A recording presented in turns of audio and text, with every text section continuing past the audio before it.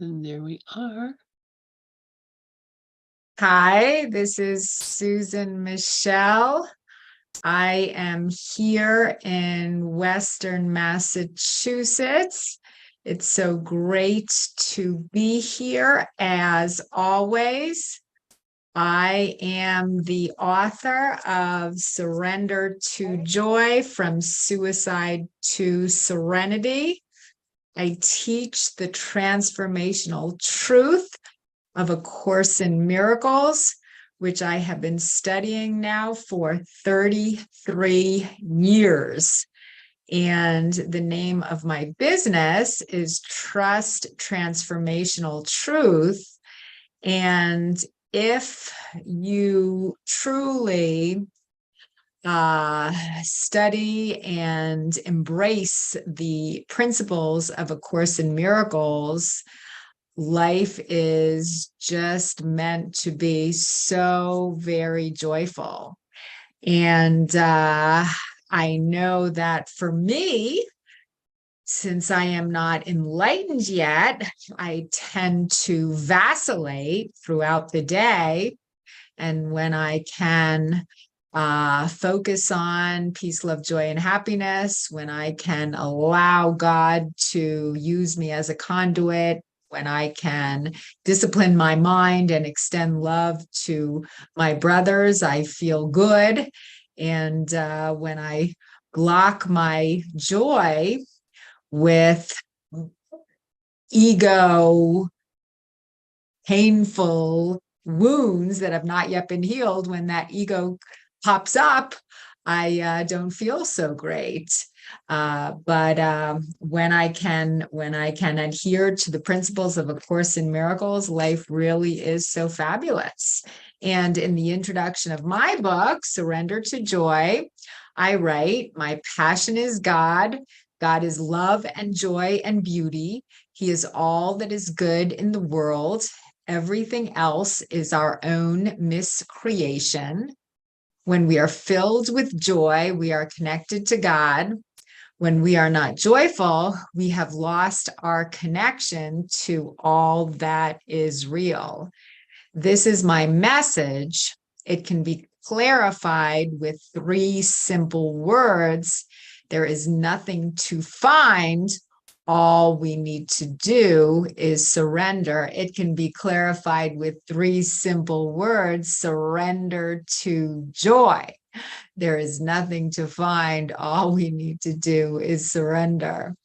And that paragraph was downloaded to me about 7 years ago from a higher state of consciousness.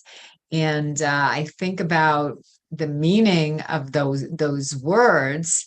I mean, God is always available. Our true state is one of peace, love, joy, and happiness. And when we can tap into source energy with the capital S, there is actually nothing that we can't do. But it's not us that's doing it. It's God that's working his miracles through us. There is nothing that we can't do when we're plugged into our God socket. There's nothing that we can't do when we're connected to source energy, when we're connected to unconditional love. I mean, I think it was in the Bible, Jesus said, of myself, I cannot do anything. I think this is Course in Miracles also. But when we are tapped into God consciousness, there's nothing we can do, but there's nothing that we cannot do. But it's not us that's doing anything at all. It's God that's working through us. So that's what is so very beautiful. Today's lesson from the workbook for students is lesson 286. You know, each lesson in the workbook corresponds to the day of the year. Most Course in Miracles students start on lesson 1 on January 1st, and they do one a day. So today is the 286th day of the year. However, you don't have to do it that way. I just kind of uh, go with the day of the year. So today's lesson states, "The hush of heaven holds my heart today." I really think all the lessons are just teaching us the same thing. They're teaching us how to access that peace, love, happiness, and joy that we have within us. So if you can really embody the words totally of any one lesson, I mean, we can reach heaven. And it's so beautiful. And heaven is a state of mind. Heaven is a place where fear has dissipated. Heaven is our natural state of consciousness. Heaven is unconditional love.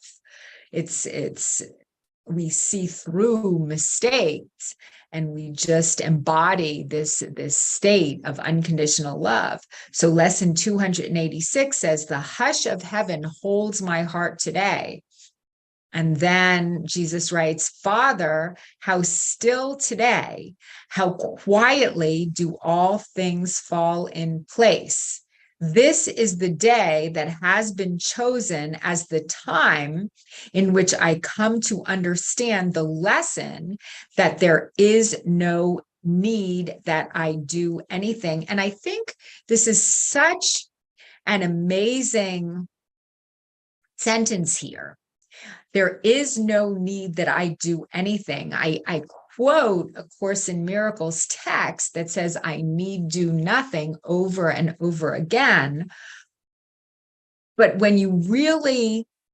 uh, when you really think about what that sentence says, "There is no need that I do anything," it doesn't mean that we just sit back on the couch and watch soap operas and and eat ring dings. It doesn't mean that we sit on the front porch and we rock back and forth in the rocking chair all day and don't do anything.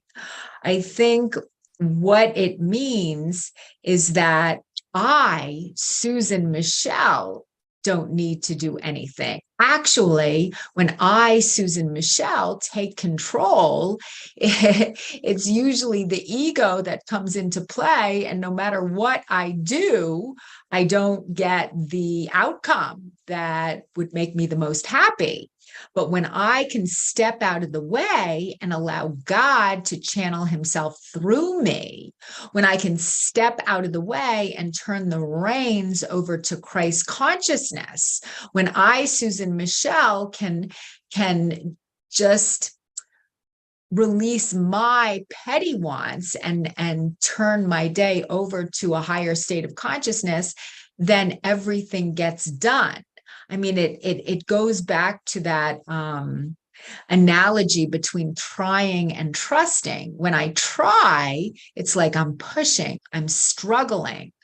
And it's usually the egoic forces that are working when I'm trying. When I'm trusting, I'm just allowing Christ consciousness to lead the way. So it's trusting is being in the flow of life. Trying is struggling against what is. And when it says I need do nothing, Susan Michel, the person, doesn't need to do anything. But when we can surrender over to a higher state of consciousness and allow our inner guidance to direct us, allow God to direct us, then everything gets done. And then the outcome is exactly perfect. So again, it's not about sitting on the porch and rocking back in a rocking chair all day. It's about staying out of the way so Christ consciousness can work through us. And that's what that means. And it's a constant challenge for me, and maybe for a lot of us, to know when God is directing us as opposed to our ego. I'm going to finish this paragraph, and then maybe I want to go into that in a little more detail. Here in lesson 286, Jesus writes, "In you is every choice already made." So God knows exactly what would satisfy my soul's deeper yearning. So it's about me being still and listening to his guidance. In you, capital Y, has every conflict been resolved?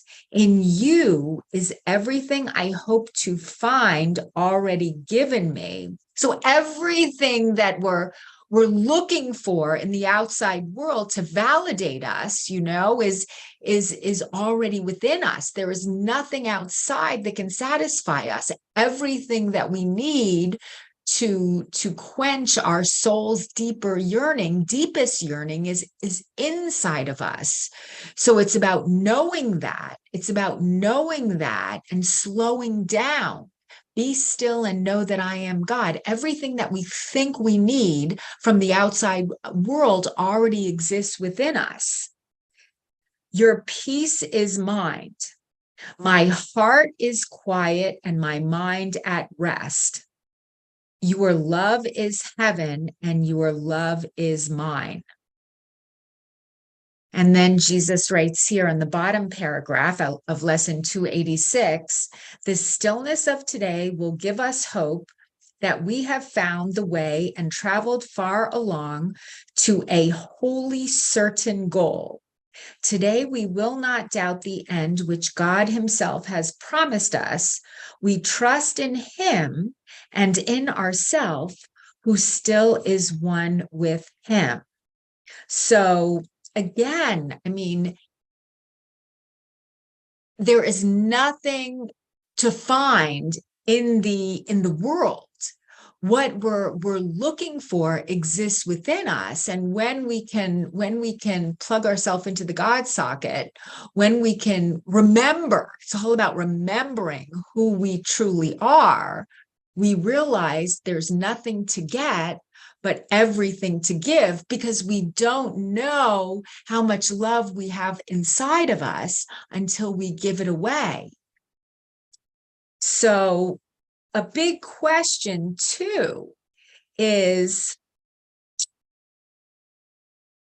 how do we know when we're listening to the Holy Spirit, which is peace, love, joy, and happiness, or the ego? We have the Holy Spirit on one shoulder, the ego on the other, metaphorically. How do we differentiate between those two voices? Because I know many times in my life, I've made decisions and I really thought that I was listening to God, the Holy Spirit, but in actuality, I after I saw the result of the decisions that I made, I don't think I was really listening to God. I think I was listening to my ego. My ego can be very enticing, can be very luring. My ego can take on many disguises in many forms. So how do we differentiate between the two voices? How do we know for sure when we're coming from a place of clarity? And this is something that I have been striving to determine for as long as I can remember. How do I know if I'm going in the right direction? I have many different games that I've come up with when I am faced with choices in life. I have this one game that I play when I have to make a certain decision. I'll flip a coin. Heads, yes, tails, no. I have another game that I play. I write one answer on one piece of paper, another answer on another piece of paper, and I throw the paper up in the air, and whichever one lands in the cup in front of me, well, then that's the answer that is from my angels. Does stuff like this work? I guess there's a possibility. It could at times, but I think really when we're making choices in life, we always know within us what the best decision is. And it's when we can listen to the guidance of the Holy Spirit as opposed to our ego. And I believe, to really tap into that state of consciousness, we need to slow down. We need to be still. We need to also come from a place of peace when we're making important decisions, because if I think if we get too excited, I think we have a tendency to lose touch with the Holy Spirit.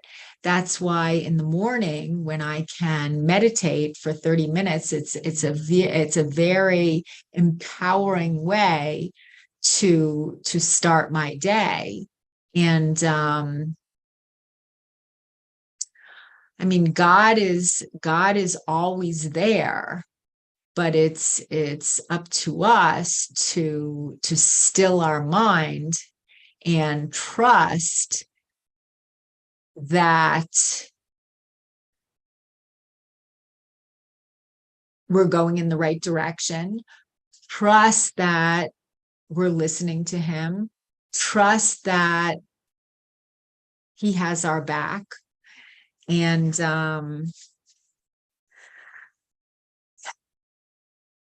when we can do that, when we can really still our mind and listen to the Holy Spirit, it really is a beautiful way to live. I mean, the ego is basically focused on grievances. I know that when I'm listening to my ego, I love to complain.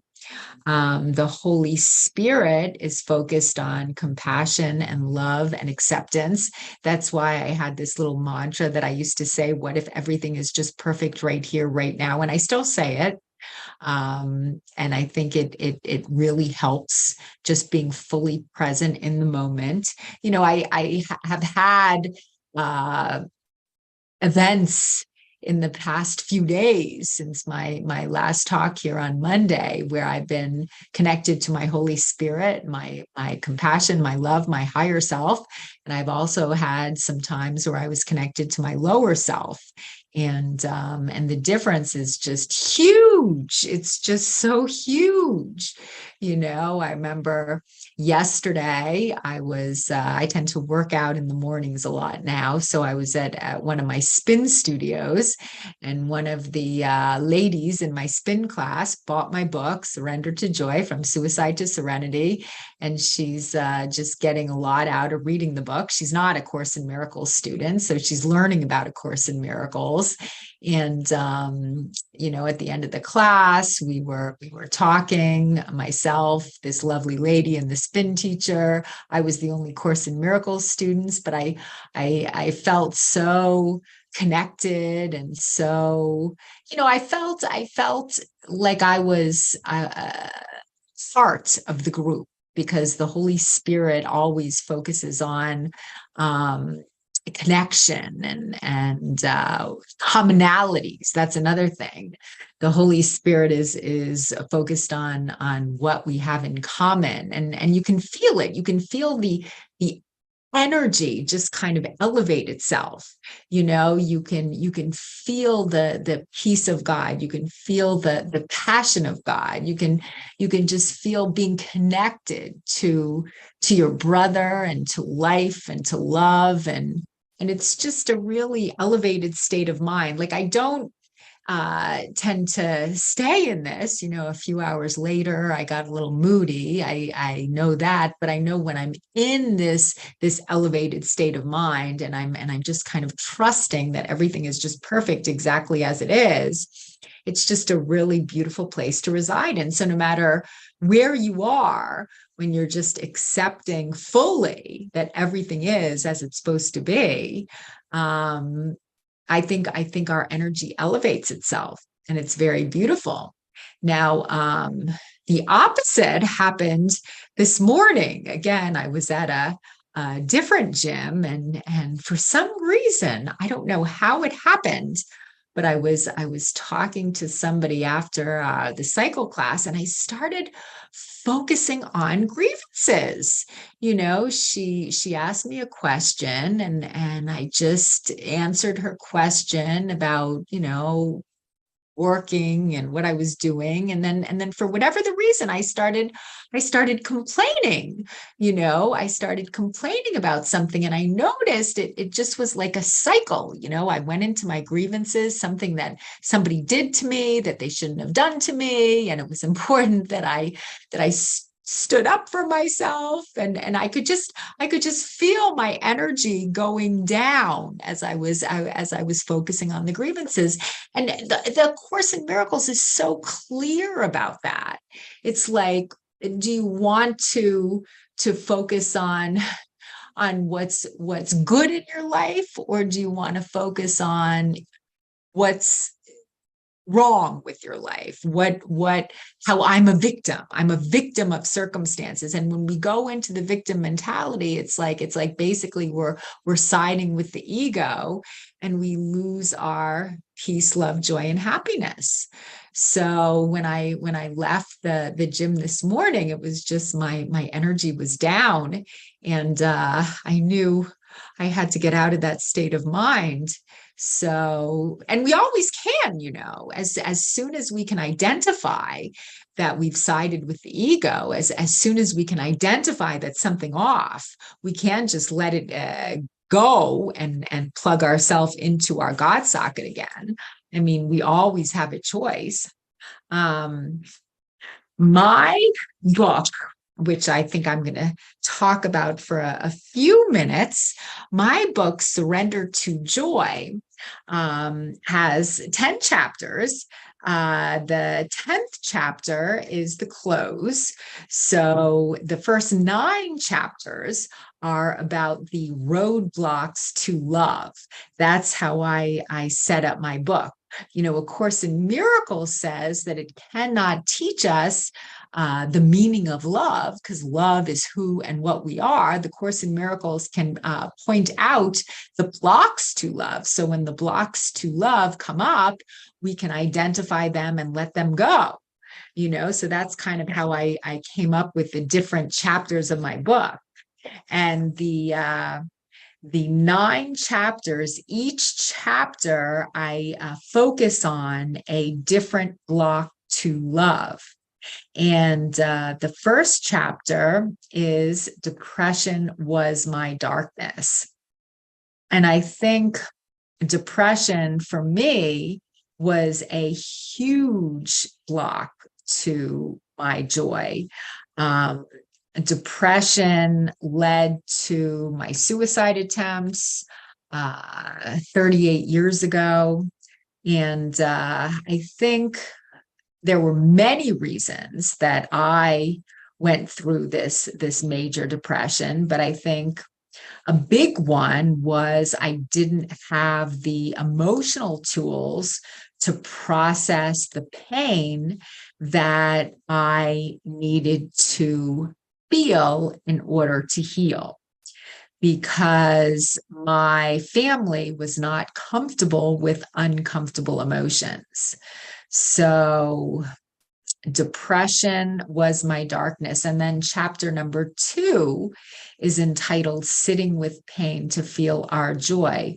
Once I started learning how to sit with painful feelings, I was able to find times when I was truly connected to peace, love, joy, and happiness, when I was truly connected to God. That feeling, those first feelings of real joy didn't happen until I became a Course in Miracles student, until I found a Course in Miracles. But I know when I first started feeling connected to true joy was after I allowed darkness within my subconscious mind, within my unconscious mind, to come up so healing could occur. And I start out with that line from the invitation by Araya Mountain Dreamer. I want to know if you can sit with pain, mine or your own, without trying to hide it or fade it or fix it. And then the next line, is I want to know if you can dance with joy, if you can allow the ecstasy to fill you to the tips of your fingers and toes without cautioning us to be careful, to be realistic, to remember the limitations of being human.